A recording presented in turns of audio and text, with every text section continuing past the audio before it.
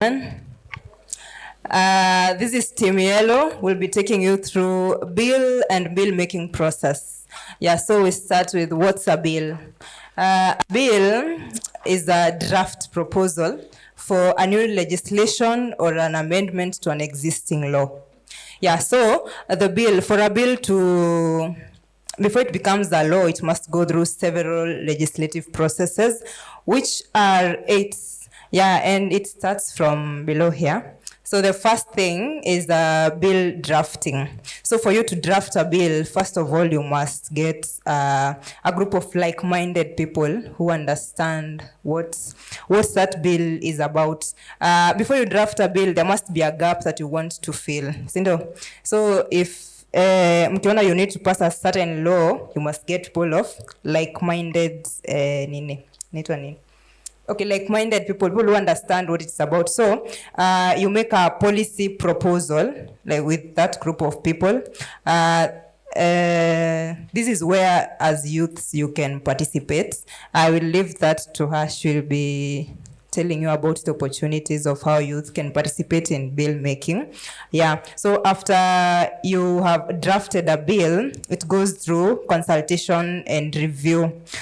This consultation, this is where experts in that area, government agencies, even the public, like we people, can give an opinion of the bill. Yeah, for example, we made an example, in these days, si rahisi kujua participation ya bill ikiendelea. But if you are old enough, you remember in 2010, there used to be this voting of Katiba yes or Katiba no. You remember that? Yeah, that's an example of review and consultation through public opinion. Yeah, then after the consultation and the consultation is made on the policy proposal, there is a legal drafting. So after the bill has been drafted, it goes to the second stage, which is introduction and first reading. During this introduction and first reading, a mover of the motion presents it to the parliament or to the Senate, whichever house it is that is relevant. So during this stage, it's just read to the members. There is no voting or discussing, it's just read. Then a copy of that bill is given to everyone to go home and read and understand, and then a date is scheduled when the bill will be discussed. Yeah, so after the scheduling, it goes to the third stage, that is the second reading. This is where the members discuss the objectives of the bill, the principles of the bill, and then they will vote whether they think it's good or not. Yeah, so when they vote, if the majority vote yes, it goes to the fourth stage, that is the committee stage. This committee stage, it can be done by a standing committee. That's, for example, the whole parliament can participate, or there can be a select or an ad hoc committee. For example, we can choose 5 people or 10 people to deal with that bill. Yeah, so this committee scrutinizes the bill, and then they can make some amendments or suggestions, and they write it on a report. Then the bill goes to the third reading. That's the 5th stage. Yes. So during the third reading, there is a debate on the report. You see, the report that was written by the committee, from the committee stage after the scrutinization, now it's debated on, and the members still vote.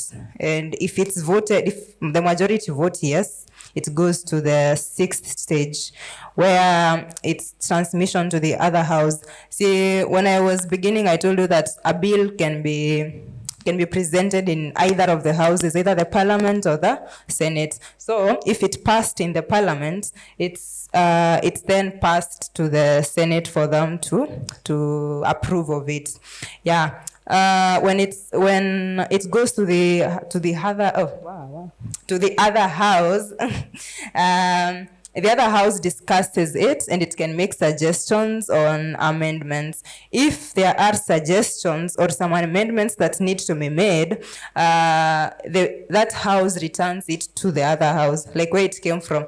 If it started from the parliament, imeenda kwa Senate, and the Senate has some amendments, inairudisha huko nyuma so that they can discuss it and agree on those amendments. If there are no amendments, it's just passed just like that to go to the next stage because both houses are in agreement.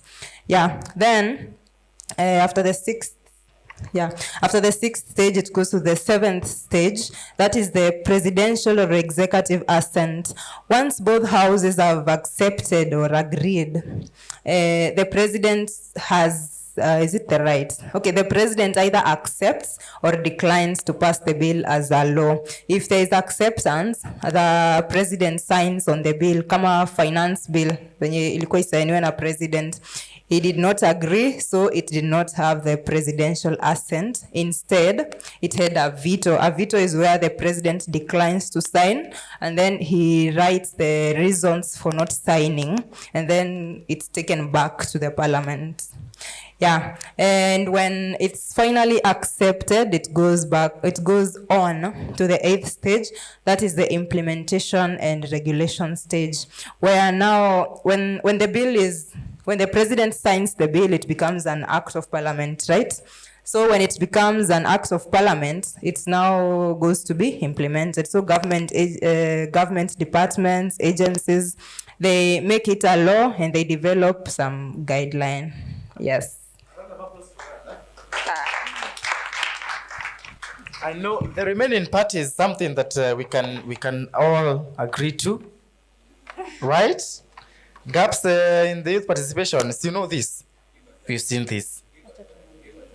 I give her time. How many seconds? 60.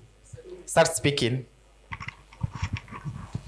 Okay, let me give a brief summary on the opportunities youths can get in making of bills.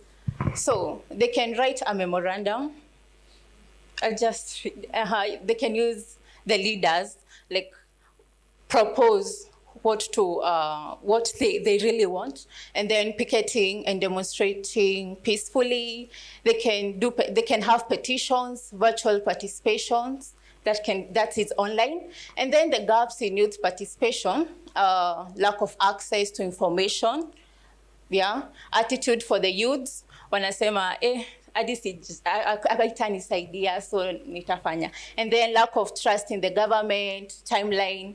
It is usually rushed, and then the solutions maybe public participation so that they can learn. And thank you. A big round of applause to this team.